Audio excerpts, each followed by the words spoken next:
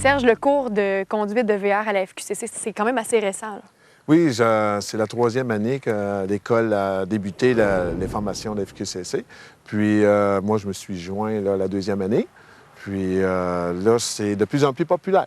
Mais c'est facultatif en plus, les gens ne sont pas obligés de suivre le cours. Donc, qu'est-ce qui se passe pendant la journée de formation? C'est dans 2 volets. Il y a un cours, la première portion, c'est la théorie. Alors, on passe 8 heures en théorie dans une salle. OK. Une salle avec animation. Naturellement, on prend un groupe de 12 personnes. Puis il y a aussi un 4 heures de pratique, là. Oui. Suite à ça, on prend rendez-vous avec l'apprenant, puis on va passer 4 heures avec son propre véhicule. Alors, à ce moment-là, conjoint ou conjointe pourrait s'associer et venir aussi en couple pour... C'est ce qu'on préfère aussi. Oui. Parce que, naturellement, c'est une activité qui se passe aussi en couple. Hein? Pas S'il juste, arrive quelque chose au conducteur, en plus, c'est que la personne, le conjoint ou la conjointe peut... Bien, effectivement, aider, là. oui. Maintenant, par exemple, une manœuvre qui est compliquée, reculer un VR, comment ça se passe? Comment ça se passe? On prend des points de repère. C'est assez simple. Dans le fond, un coup bien montré, on va s'apercevoir que la personne va... On va montrer des points de repère, on va lui dire, voici comment ça se produit. On va lui montrer une fois ou deux et ils vont avoir compris. Après ça, ça va être la dextérité, là, de reculer, regarder dans les miroirs. Ça, on va tout leur apprendre ça. Ça peut, sur un cours de 4 heures, là, c'est pas rare de passer au moins 2 heures du cours à se concentrer sur les manœuvres de reculer. Reculer et aussi virer des coins de rue, exemple, à l'intérieur du camping, pour ne pas accrocher les arbres, les branches. Oui. Donc, point de repère, après ça?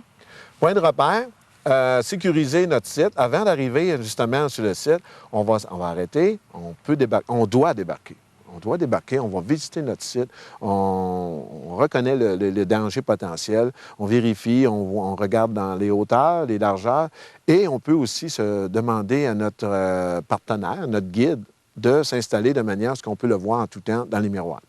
Il y a une technique de S, là, avant d'entrer dans l'emplacement. Bien, c'est une technique pas trop scientifique, mais qui fonctionne. S, sûrement pour Serge, hein? Fait que, non, pour dire que c'est...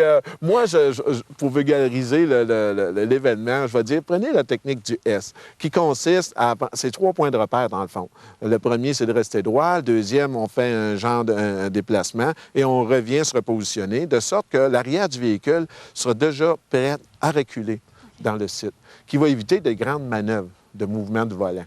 Serge, il n'y a pas une autre théorie qui parle de pourcentage? Oui, bien, on peut aussi utiliser un pourcentage de la longueur du véhicule. Ça pourrait s'appliquer d'un 20 pieds à 40 pieds. Okay. Puis, qui dit, bon, c'est environ 30 du véhicule. Okay. On peut faire une manœuvre. Alors, c'est dans notre fameux S que je proposais. Alors, à chaque S, il y a un 30 qui peut s'appliquer. Okay. Fait qu'on arrive à l'extrémité du terrain. On pourrait dire que, bon, rapidement, 30 d'un véhicule VR d'une longueur de 30 pieds, bon, bien, qui pourrait facilement se dire en arrière de la porte du passager, qui est environ 30 on pourrait faire commencer notre manœuvre en S et se positionner de sorte de pouvoir reculer. Jusque-là, ça va, mais est-ce que c'est la même chose pour la caravane à sellette? Étant donné qu'elle ne suit pas toute d'un bloc, là, ça doit être un peu plus compliqué?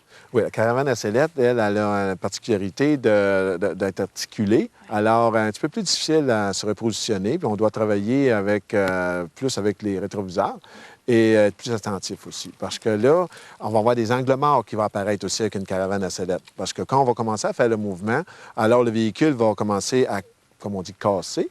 Alors, les miroirs, bien là, on va avoir des angles morts. Et si on ne fait pas attention, on peut avoir aussi la mise en portefeuille.